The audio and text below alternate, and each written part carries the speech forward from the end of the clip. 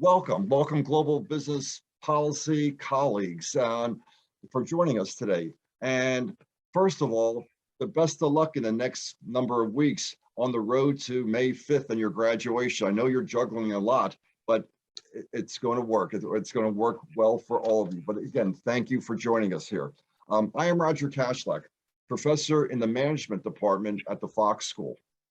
And I'm really pleased to host this to host our seminar today, but really especially pleased to welcome Justin Rosenberg, the founder and CEO of Honeygrow. In the next 50 minutes or so, we're going to take a deep dive into Honeygrow and its different strategic initiatives and more, depending upon where the conversation takes us, because this will be pretty informal here. We'll start with Mr. Rosenberg giving an overview of his organization, and then we'll kind of morph right into questions that you provided before we began or ongoingly as we get into the conversation we have today. But just in brief, Mr. Rosenberg founded Honeygrow in 2012. Prior to that, he had already had tremendous successes in the energy services sector as an asset manager in energy services, in energy costing, in solar power development, and providing strategic initiatives and more for a huge portfolio of national shopping centers and malls. Along the way, he actually completed his MBA at the Fox School. So he is family with all of us. Before that, briefly before that, after finishing his undergraduate education, he moved to the Philadelphia area. And since then, he and his family have totally embraced our city, our region, and given back in so many good ways, and supported many institutions, including Temple and the Fox School. So thank you for that, sir. Thank you for that. So, and just in reading a bit of his bio, Mr. Rosenberg is a man of eclectic interests, eclectic skills, beyond leading Honeygrow to unprecedented growth in these last 10 years. So having said that, let me say, Mr. Rosenberg, thank you for your time today, and welcome home, and welcome home to the Fox School. Oh, thank you. I'm flattered to be here and always proud to get back to Temple. So very cool. So if you can start maybe just giving us an overview that might prompt some more thinking with our students online. Yeah, for sure. So thanks for having me. And Justin Rosenberg, founder, CEO, Honeygrow. We're a fast casual restaurant based in Philadelphia. We have 26 locations. We'll have about 31, 32 by the end of this year. And we predominantly serve freshly made stir fry, salads, and our signature honey bar. We are in, as I said, mostly in Philadelphia, but also in Boston, New York, Pittsburgh, DC metro area, Baltimore, and New Jersey. I feel bad, I forgot, but New Brunswick, Rutgers campus, and a few other spots in Jersey. So it's been a wild ride. I started the company back, really, I conceptualized it back in 2009 when I was a student at Temple, going for my MBA and my capstone class. And really, Alter Hall was under construction. It sounds like I'm being paid to say this, but it's the truth. I used to sneak in there after work and just work on my business plan, which I was a template from my capstone class. So I have a lot of, Honeygrow is very well connected to Temple, and no shameless plug, but I learned how to write my business plan at Temple. So it was a very good experience. Okay, so again, just to start, you're in a highly fragmented, competitive industry. Tell us about that. I mean, this is not the easiest place to compete, I would guess. And can you explain that a little bit further? There's better ways to be competing. No, we're in a very competitive environment for your lunchtime and dinner time dollars. So we're competing with everyone from the pizza place to another Mexican place to a healthy eating place. And we really want to offer something that's differentiated and something that you can't necessarily make at home, though I'm sure you could.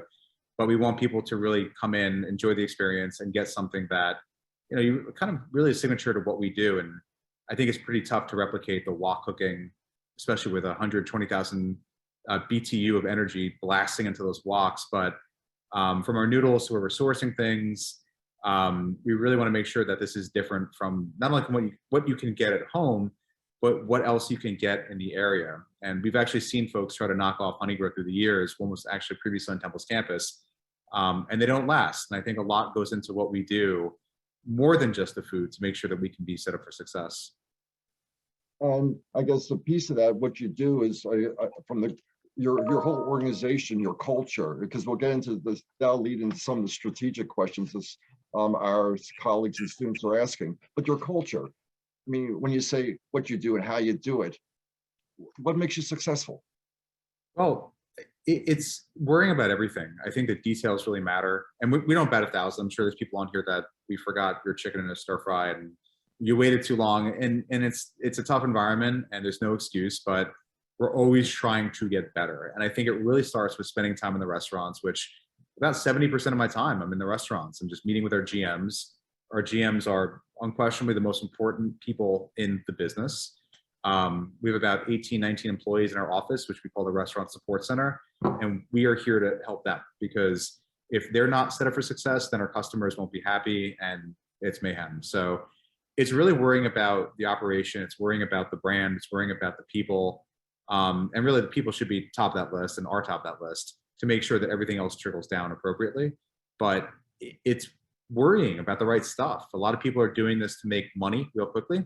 I would have made more money quicker if I just went back to New York and was on Wall Street, but it's not about that. I really enjoy watching people enjoy our food and experience. And, we want to find more people like that on our team that feel that same way. So constant emphasis on recruiting, onboarding, training, and then providing the feedback to the folks that work with us. We have I know a couple of questions I saw. They're not up on my screen right now, but I know they were dealing with expansion in a sense. Is there a franchise side to your expansion? Is it more wholly owned? How geographically, how spread out are you?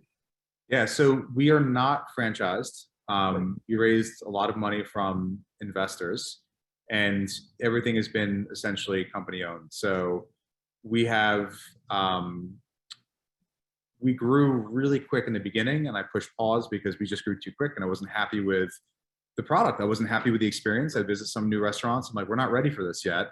And we caught, our breath in 2019, and it was the best thing we could have done to really make the culture better. We've opened 3 restaurants since the pandemic started. All have been beyond successful, and replicating the right version of Honeygrow, which I'm psyched about. So, you never want to grow for growth's sake, but really grow when you're ready. And now we're ready. We're going to do it the right way and a little bit different than we did before. But, the name of the game is growth. You got to grow the company and make sure that our investors can get a really good return. What is your geographic reach? So we're as far north as Boston, as far west as Pittsburgh, and as far south as the DC Metro. Okay. So one of the questions that came in, it was any ideas or thoughts of ever thinking about going outside the country? For sure. I mean, my dream for Honeygrow from the beginning, and remains to stay, I want to be an international brand. I want this organization to be international, and we're going to do it. So we have people on our team that are experienced with it. We really want to make sure that we can get it right in our own country first. And then when we're ready, we'll make that leap across the pond and get ready to go. Another question. You mentioned differentiation, and you truly are. I mean, I mentioned before we start, I stopped into your location on St. Paul Street in Baltimore, and it is a differentiated offering and experience. But you kind of started to allude to this, and one of our students hopped on it. How will you continue to differentiate yourself with competitors who are trying to emulate you? I mean, in a sense, you have success. I want to be like you. So how do you stay ahead? Well, I think first and foremost, focus on the fundamentals before you even think about differentiating. Make sure you can deliver a good product over and over and over again. And I think with that, you got to evolve. So if, for example, training needs to change, you change some training. If you realize your GM isn't the right person. And we have a few of those that, we try to make it work, but for whatever reason, they're not the right person, or this is not the right fit. You got to make that change quickly to make it work. So constantly evaluating what you have and making it better incrementally over and over and over again. That's part one. Part two is obviously market trends, what's out there, what could we be doing better. I think fast casual, which is our space, is so boring. I think everyone's copy and pasted each other. There's nobody really doing exactly what we're doing, which is freshly made stir fry salads, touchscreen technology in the process of ordering. There's a million salad concepts, a million Mexican concepts, a million burger places, but no one really doing what we're doing. So we want to stay fresh. We want to make sure our game is great. We want to make sure our team is great, which means the food will be great. And even down to the technology component of it, our kiosks, we just added rewards on the kiosk, so you can get free stuff now when you order on the kiosk. But we're about to redo the kiosk design-wise because the design is 8 years old. So keeping that fresh, keeping the design of the four walls fresh, renovating when we have to. Menu innovation, we're always testing new things. We're always rolling out new things seasonally. We have a really awesome seasonal dish about to launch, I think on the 5th. And that is we're doing like this garlic butter chicken with these spicy chili flakes, like in this chili oil. It's freaking awesome. So highly recommended. I actually have a bet internally that this will be our #1 seasonal. And if I win, then I don't win anything, but I'm happy about it. So all good, but it's constant focus on the core of the business and ways, how can you innovate without really doing too much at once? Okay, something that just popped up here from one of our MBA college students. And I lost it now, but basically, have you learned from any failures in a sense?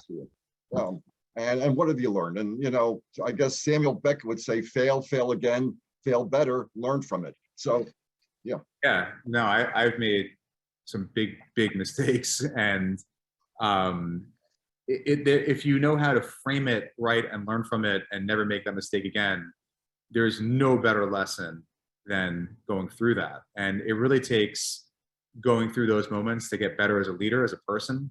The mistake I made, I'll just say, we grew really quick in the beginning. I think we started believing our own hype because with the first 15 we opened, we're hyper successful. We decided to do a new concept in the middle of Manhattan. And instead of doing one, we did 6, and Boston, Chicago as well. Hired a brand new executive team.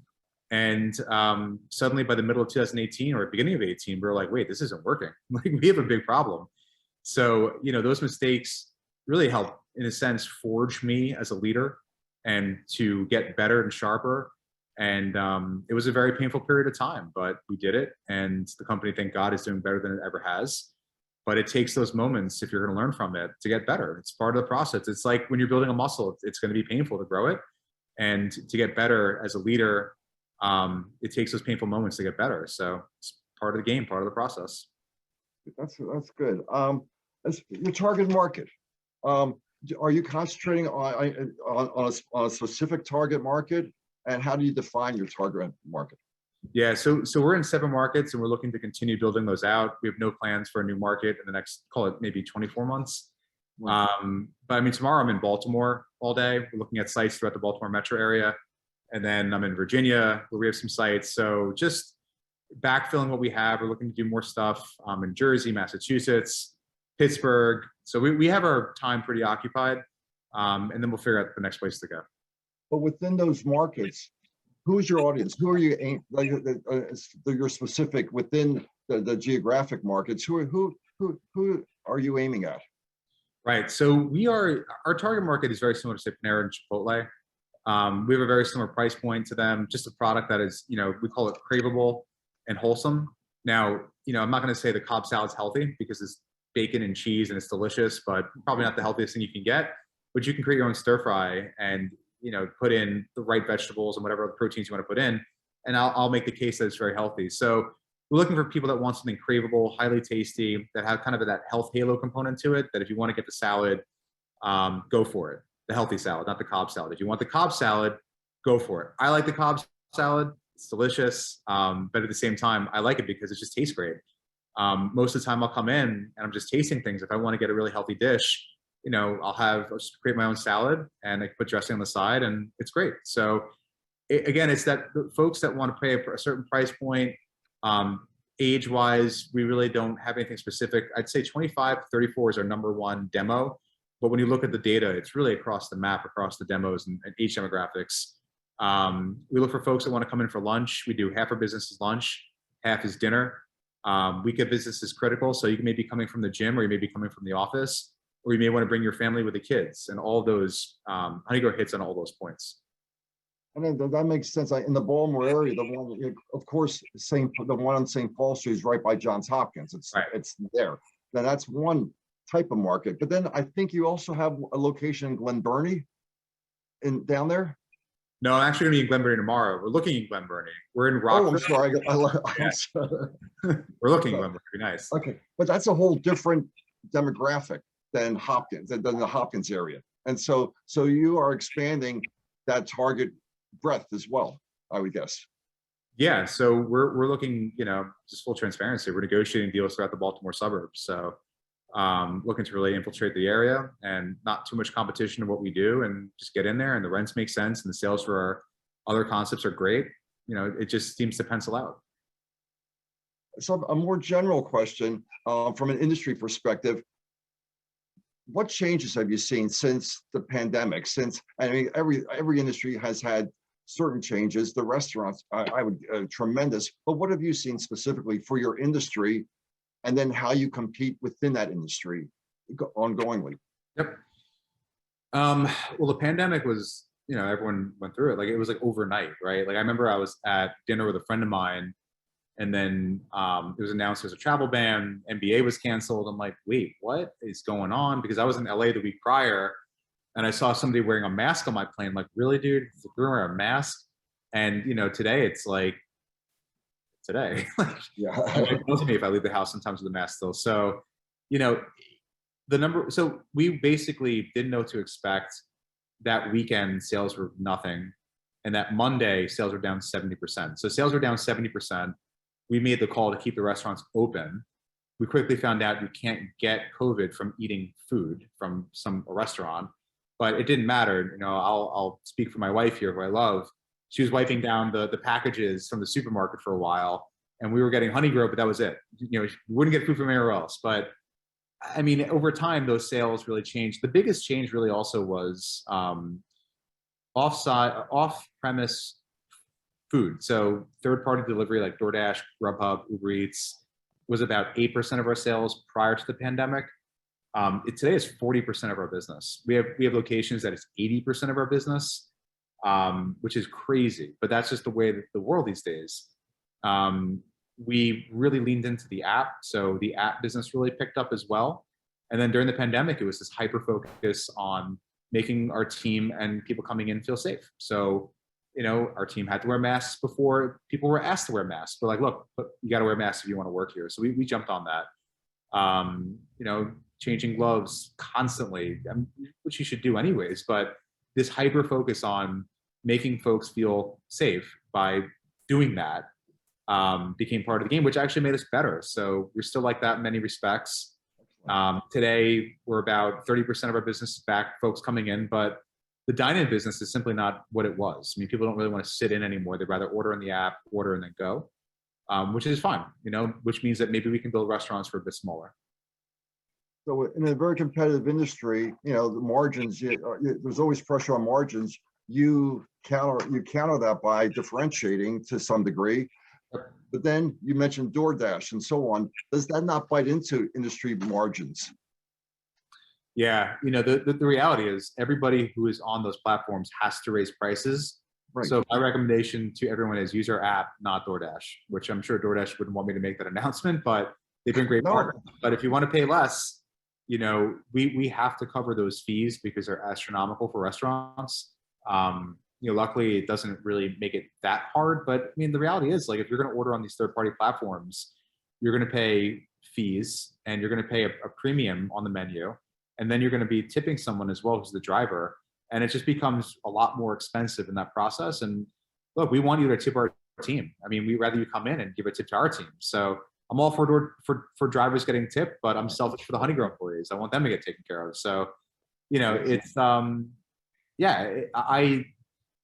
you have to raise those prices in order to cover costs. And today, of course, inflation is out of control. So that's another thing that is happening. And we're very hesitant to raise prices. And, it's internal debate happening constantly, and it's something I simply just really, really don't want to do.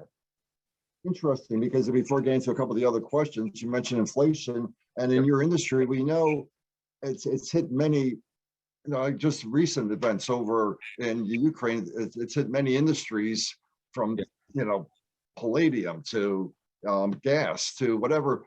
Here comes the wheat. Now it's the wheat planting season, and that goes right into foodstuffs. That goes right to you. Does it not? Well said. So our food cost is taken up, and it's death by a thousand cuts. So our noodle vendors called me, and we have these freshly made noodles. It's a really good product, and like, hey, like, we hate to tell you, but we got to raise prices by X. And so that's one hit. And then the gas prices, all the vendors are baking that pricing into their stuff, so that's another hit. Right. And sauces, it's constantly. So we raised prices last year a little bit, and knowing this was going to happen, so we feel like we've absorbed a lot of it, but my fear is that this isn't stopping. And so again, like, we're really hesitant to raise prices, and we'd rather not be first movers in doing that. So we really wait to see what our peers do and the competition does. And if we can absorb the price, we'd rather do that. So we kind of just sit and wait. But if it becomes like, hey, we're just losing money on this, any business, it becomes inevitable. Is that not one of the advantages of being differentiated? Did you have a little higher margins, the ability to absorb some of the increases? Exactly right. And that's exactly what we've been doing. We really don't want to offset to the customer. Excellent. Now, a question I noticed before I got off on that one tangent, and it's very simple. Breakfast. Will you serve breakfast? We tested it, and it didn't really take off, but we actually had this breakfast ramen that was like this, freshly egg white noodle with hollandaise sauce, poached eggs, bacon, and some chives. It was like unbelievable. And we had that in our old test kitchen in Fishtown, but we moved. So it's no longer available, but maybe we'll bring that one back. Because the other side of breakfast, not just the food, that tells me, that question kind of suggests you have unused capacity. I mean, that basically is really no fixed cost to serving breakfast, is there? There is. It would be labor and food. So right, some additional stuff like oatmeal, but I mean, it wouldn't be that hard. Right. It's more the staffing, like having folks to come in to do it, and does it make sense from a profit margin standpoint, like with the staff and everything else. So I'm open to testing it. I just worry about, do we need to do it? Are we going to be great at it? The breakfast ramen was pretty good, so that's a possibility. But we were doing like coffee, and we had some pastries, and it didn't really feel on brand for me. We had our honey bar, which is pretty good. It's something I'm definitely open to, but with everything going on, I probably would just kick it down the road. So I guess maybe from things we might have discussed in our classes, if you had lower margins, if you were competing on cost and therefore price, you might have to have breakfast, because now you're spreading out cost. And at this point, you have enough wiggle room not to do that. Right. So if it was a fixed cost situation, I would obviously try everything to increase the rev.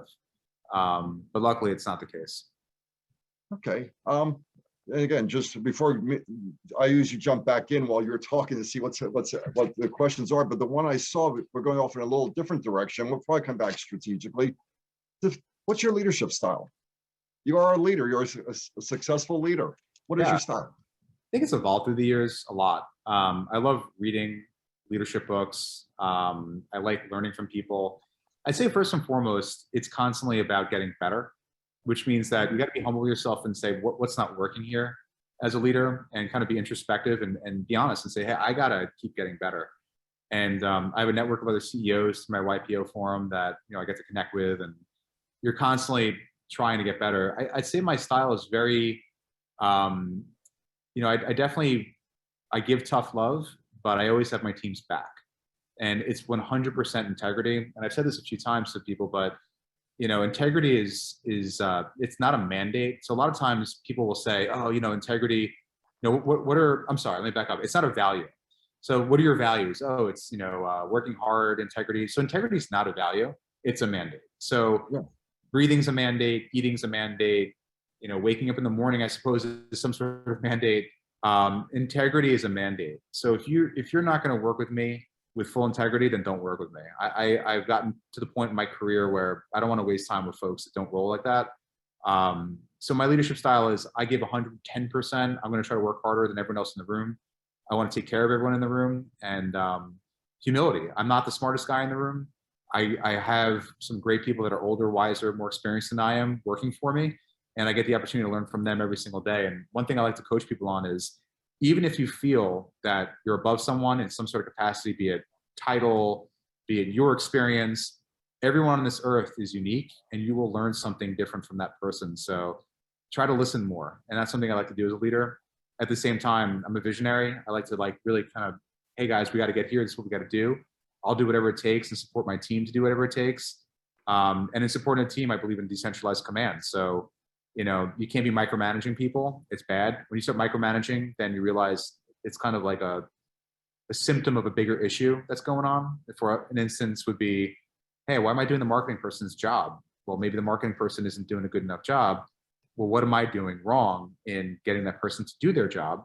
Or maybe this person isn't the right fit. So there's a lot of moving pieces in that, but you want to be, I think the CEOs who are very like brash and this, and I think it's bullshit. I think you really want to be team focused, goals oriented, big time. We have our internal goals, and get after it, and don't micromanage the process. Hire good people, let them do their thing. That's excellent. If there's so many things that are coming at all of us, but I hope everybody heard very clearly, integrity is a mandate. In this day and age, I believe that's a wonderful takeaway. There's so many, but I just hope that was clear to everybody there. You mentioned reading and books and things like that. Do you have speaking of like the leadership style, do you have a role model? I mean, or do you have lessons learned from either books or different leaders at all? Yeah. So, these Brazilian leaders are out there, right? But some books that I read, I as an entrepreneur, one of the best books I've read was from Howard Schultz, Pour Your Heart Into It, which is just like this unbelievable entrepreneur story about a guy who joined this wholesale coffee company called Starbucks back in the early 80s, and then convinced you to buy a cup of coffee for $4 in the 80s or 90s. And how many locations today? It's just an unbelievable story and very inspiring. I'm reading a book right now called Outsiders, which is about CEOs who have beaten the market, and their styles all tend to be the same. And it's like one of those Warren Buffett recommended books, but their style really is kind of like they're under the radar kind of guys, right? Like, I'm not a big social media presence. I'm not posting things on LinkedIn all the time. They're really focused on, they all have the same traits. It's cash allocation, tightly managing cash, worrying about growth the right way, and decentralized command, which means that if you have GMs in the field, it could be like a manager for or a president of a company based out in Utah, and I'm based in Arizona. Like, that person has to be the boss, but there's vigorous standards that need to be met in budgeting process. And all these guys kind of do the same thing, and really keeping costs tight. A lot of companies today, you'll see like one of our peers recently went public, and their management company expenses are astronomical. We don't do that. Like, we're a profitable organization.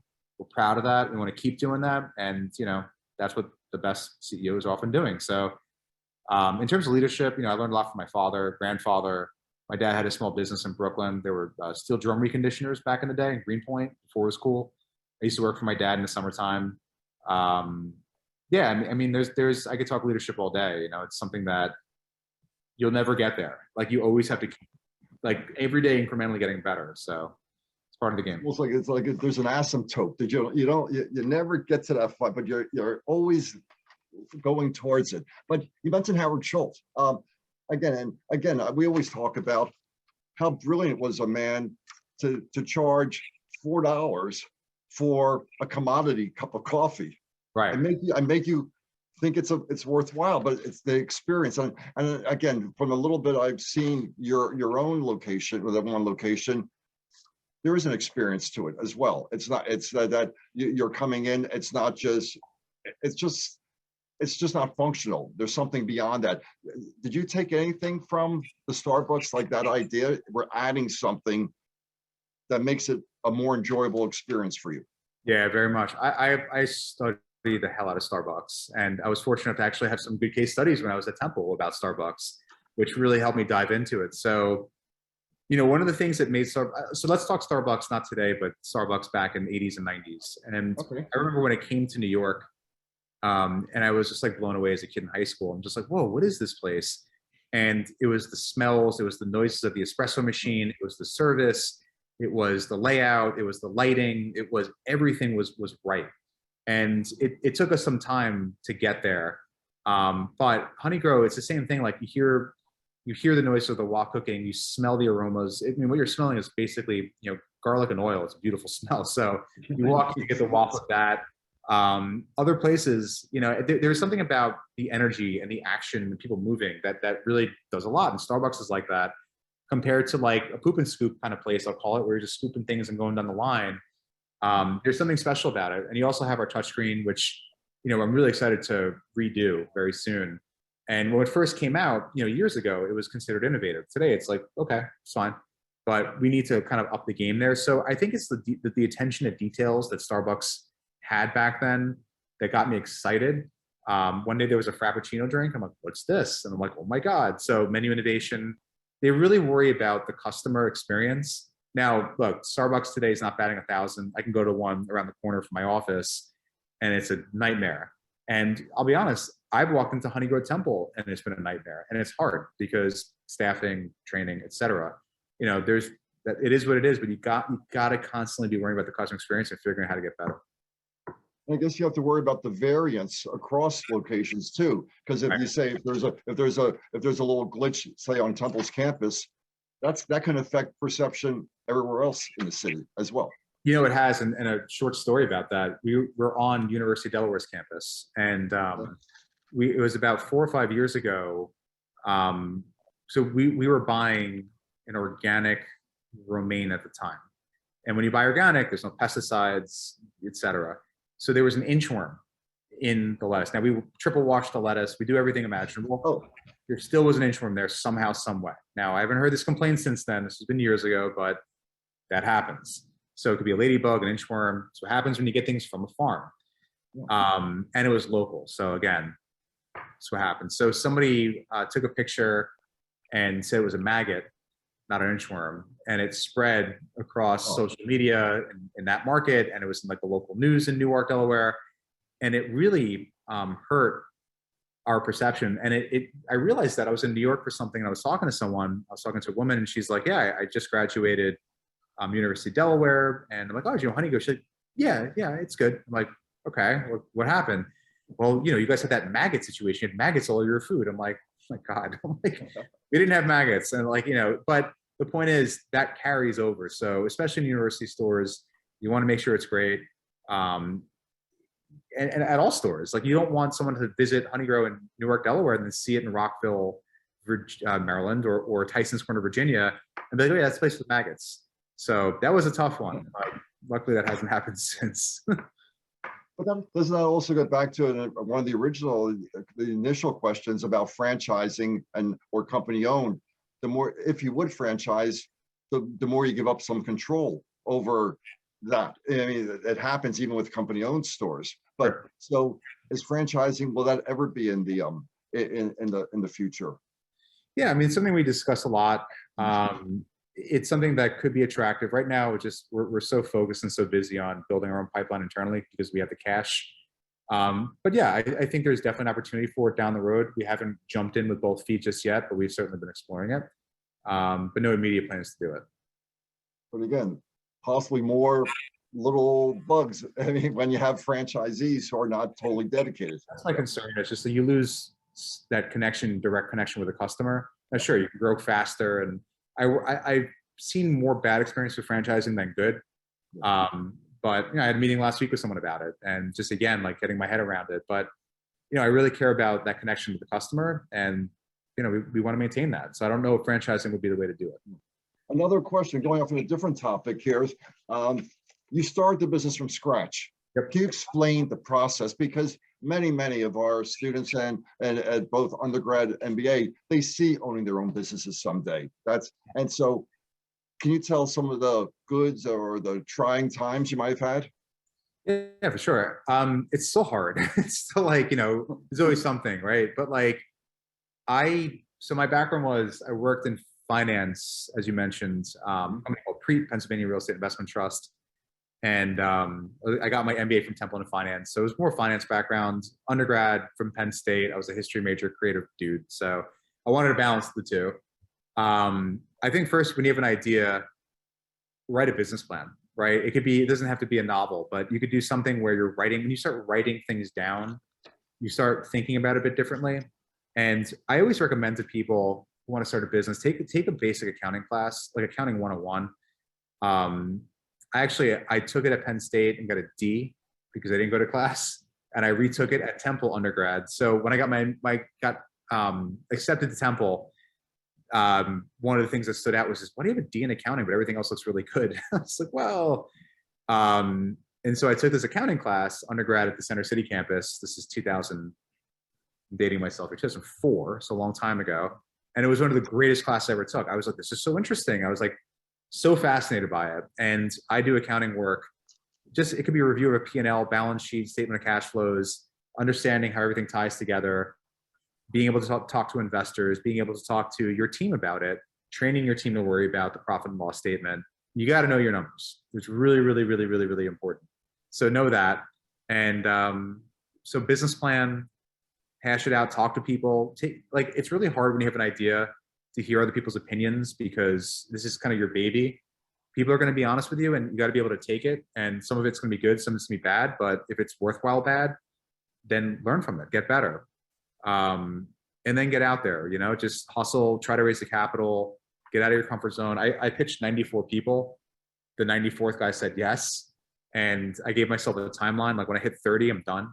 I was 27, so I gave myself 3 years, and I got it at 29. So I had about 7 months to go, 8 months to go, but I was definitely running out of steam. But I was like, all right, I got to get this done, got to get it done. So you definitely need stamina, grit. You got to be sharp with your numbers, intelligent, get out of your comfort zone to talk to people if that's your thing. And get ready for, if you were to graph it, the highs and lows of being an entrepreneur, because you'll have days you're like, oh yeah, I see where this is going, it's great. And you'll have days of, why am I doing this? Like, oh my God. And, case study for me, when I opened our first location, the morning we opened, I was really excited. I'm like, yeah, we're going to do it. This is great. We're going to build 1,000 of these. And that night I went home and went to my wife. I'm like, I may have made the biggest mistake of my life. We couldn't, that lunch shift, I lost, the kiosks broke, the music was dead, the air conditioning broke. It was like out of a movie, and 3 people quit off the line. We couldn't, there's like a 50-minute wait time, and I was like on the line it was crazy. And I was worried, but the model doesn't work. This is after raising $1 million from investors. So very scary, but we pushed through it, and thank God it worked out. But that's leadership. You're going to go through highs and lows, but you got to be consistent. So the highs and lows, yeah. So as you're starting at this point, you still go through that, I would guess, but only at a different level, because now you've attained success. But at that level, there are still highs and lows, I would guess. Yeah, I mean, we're not where we need to be yet. We got to get to a certain unit count where I feel like that's success, and there's probably 1,000. So I'm only at 26. So we have a long way to go. But I think success is relative. Some people look at us as being, wow, you guys are doing great. Others, like myself, we're not even where we need to be. That's the game. That's what we're trying to get to. But, there's days that are great. Like, hey, we had a great sales day. Team was great. Sunny outside. Great store visits. And there's days that are tough where, you get hey, you got a second? And somebody comes in your office and like, hey, I got another job. Like, what? And this person's been with you for 5-6 years, and it's painful. You go into a restaurant and the team's not good. The food's not good. What's going on here? We had to close a restaurant one day because the gas isn't working. Or, back when we went through our tough times, we had to close restaurants because we grew too fast. So that was a really tough experience that you got to go through. Or COVID, right? We were doing great beginning of 2020, and then suddenly there's a pandemic. So you got to be able to get through it.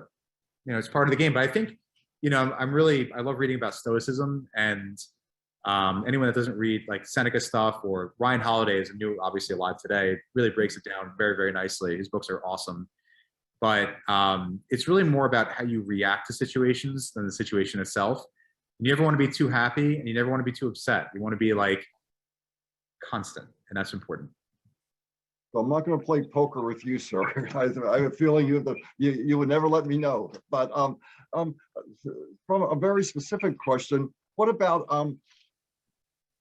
more marketing, more product development? looking at the next menu item or the next menu items down the road, do you brainstorm? How does that happen? You know, that now you have something new on the menu. So we are constantly testing things. So our test kitchen in Fishtown is actually now at our 11th Street location. So we're testing stuff there. We haven't really made this big announcement about it yet. We've kind of been easing into it. And we're still in Fishtown, but off Aramingo Avenue, which is, I guess, more Port Richmond. But it's just, okay, so I have this Japanese supermarket that I love going to it's in North Jersey, not Weehawken, but it's called Mitsuya.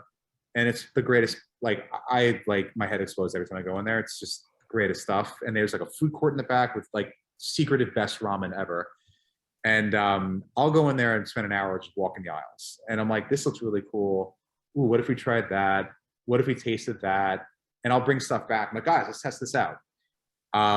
Same thing with like H Mart, which I love. Or just going to like LA or New York. So I'm in LA in 2 weeks, going on a trip with my daughter for her bat mitzvah, and just the two of us, really psyched. But she's not really a big food person, but it's, you know, we're definitely stopping at some food places that I'm really psyched about. And just, hey, what if we tried doing this? What if we tested that? It's this culture of testing, and sometimes it works, sometimes it doesn't. But you always want to be innovative in a way that makes the customer happy and makes the customer want to come back.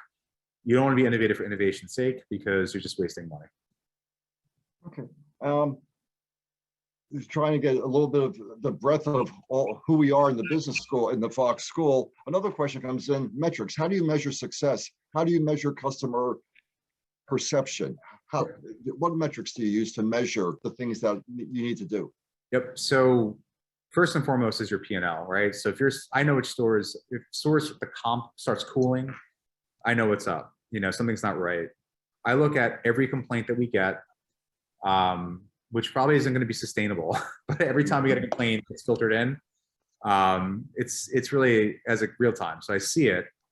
I'm trying to get this onto one report daily. We use a platform that basically aggregates all of the Google reviews, TripAdvisor, Yelp onto one report. So I look at that. Pretty much one of the first things I look at in the morning is our sales report and the feedback reports. We use something called Tattle, which is a survey where we get direct information back from folks who are in the restaurants. We look at ticket times on a daily basis. We look at the complaint count per store on a weekly basis and have discussions about that. You know, we're really all over the numbers. We want to make sure that, again, you know, our best restaurants that are comping wildly, there's like 3 complaints a week, and it could be like, not even a complaint, like, hey, you know, suggestion, or hey, you know, I didn't get my drink. We screwed that up. We got to make that right. Hey, heads up. That's a teaching moment. There's other restaurants in the past that had like 40 complaints a week. Well, why? You know, we jumped in there pretty quick.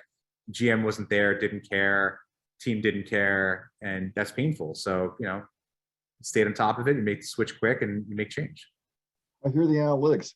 From our first conversation, you're a sports fan. I do know, among other things. Any lessons learned from how analytics has taken over professional or all sports? Anything you grab from there?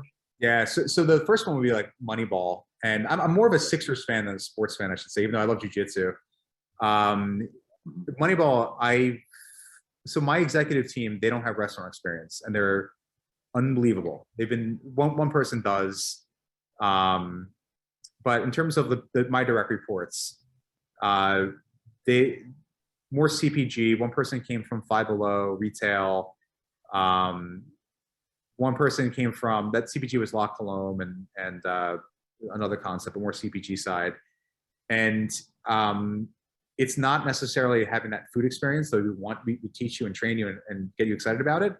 It's more about the right attitude, coaching, training, and your track record. And their track records are great. So like Moneyball, you know, the stats and the players, this made no sense. This is what we need. This is what we need. So there's that. And, you know, thinking about basketball stats, everyone's getting rated on everything, right? So you don't want to get too data driven, because then it just doesn't feel good. But you got to use, I mean, the stats we use really, again, like P&L, customer complaints, comps, profitability. I mean, basic stuff, man, works. And you can't put too much on the radar for people, because then they get lost in translation. But, you know, our team knows what matters, which is really profitability, sales, customer experience. Like, let's talk about that. The customer experience is wait times, complaints, driver issues on third-party platforms, all that. Excellent, excellent. Now that dovetails right into one of our colleagues asks about the role of technology. How's that? How do you use technology beyond what we just said? How's it going to change the industry in the future? Yeah, I think there's certainly what I've seen a lot of software stuff, which I'm going to bore you with, or not going to bore you with, which is great because we don't want our tech stack to be too much. I'm all about being simple. On the hardware side, I know the question probably is about robotics, and I think that's inevitable. I think you're going to see a lot more, not necessarily sexy, cool, like arm things flipping burgers, but maybe, but you're going to see a lot of back of house stuff be automated. And the labor market is thawed. It's been better lately, but man, call it August through February, January was hard. And it made people question, like, well, if I can't hire people, how am I going to keep open? And I think a lot of people right now are working on ways to automate it. Now, the problem with that is you lose the human touch. And there's something to be said about a great general manager leading their team that leads to a great customer experience. So I'm not there yet. We don't need to be first movers in this. I think other brands are looking to do it. Go for it. But I do think that you'll be seeing more automation in the future. Okay, very good. Food safety.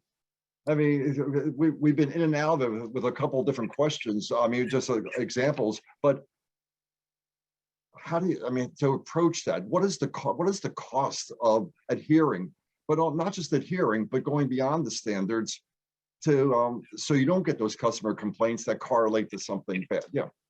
Right. It's so, we actually had an issue that was not foodborne related, but we felt the effect of what happens when it happens, and it resulted in pretty much closing a market.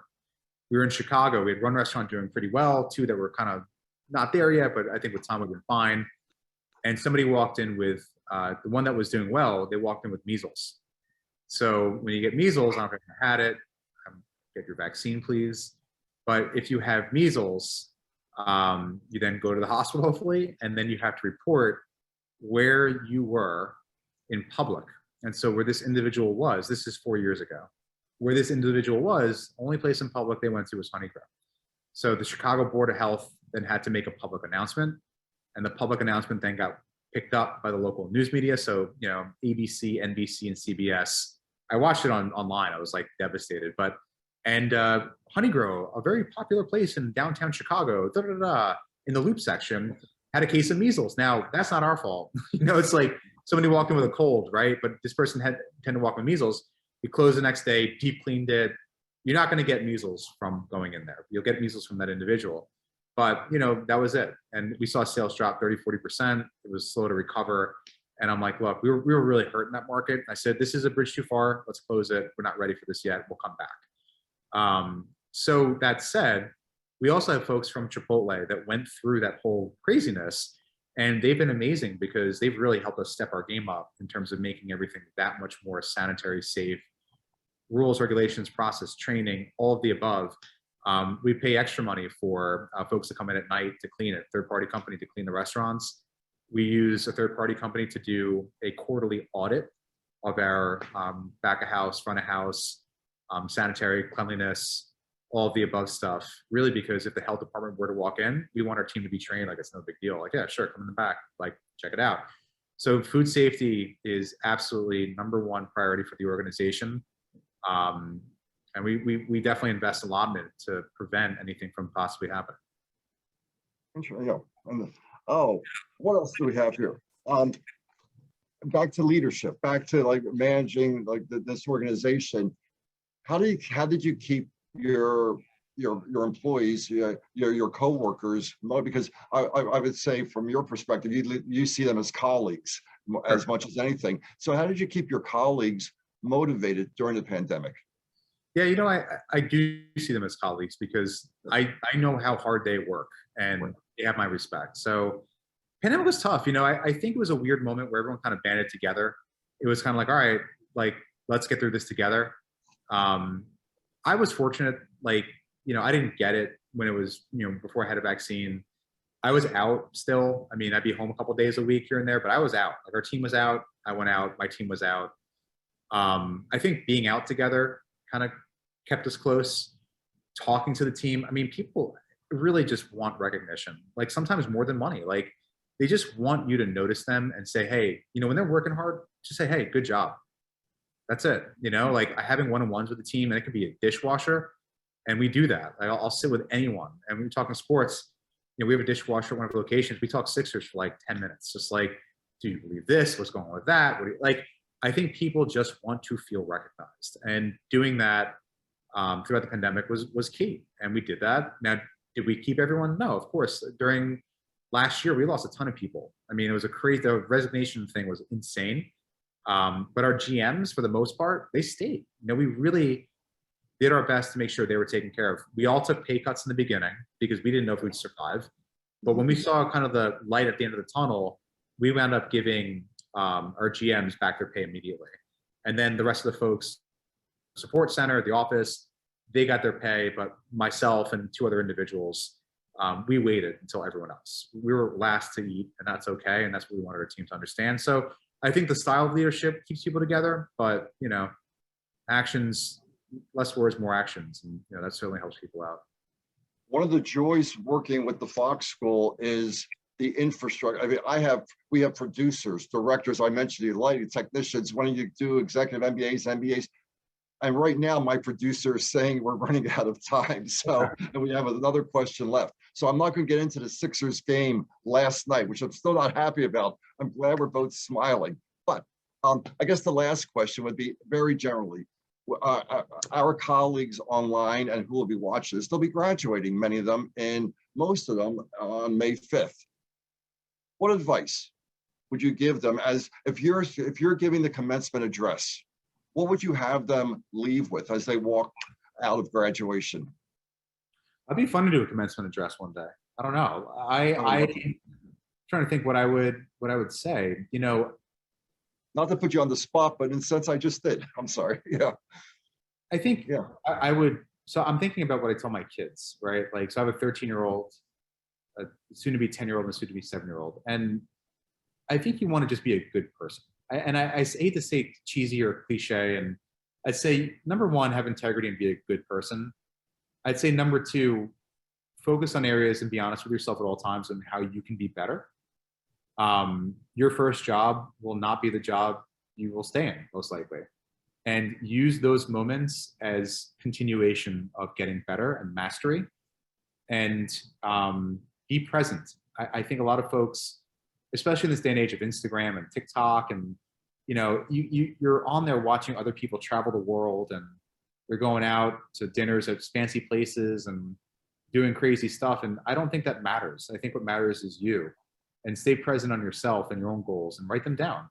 I think if you can block out all the bullshit, which I think social media has had a devastating effect on, my generation and below. I'm old, but I have it. I'm not really on social media often, but I don't really care. It's not really what makes me better. So be mindful on how you can get better. Stay away from a lot of what I call the black mirror, great show on Netflix, but it's your phone. And just be good. Just be a good person. And as they walk across the stage, you would end up by saying, you are graduates of the Fox School and no challenge will ever be too difficult for you.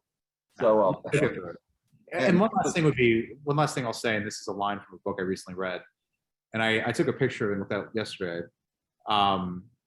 Failure is just a position. It's not a fate. So in life, when you're in a bad position, so jujitsu, I was in some bad ones this morning. That wasn't it. I didn't tap out, but it's not my fate. So you're going to have a job you're not going to like.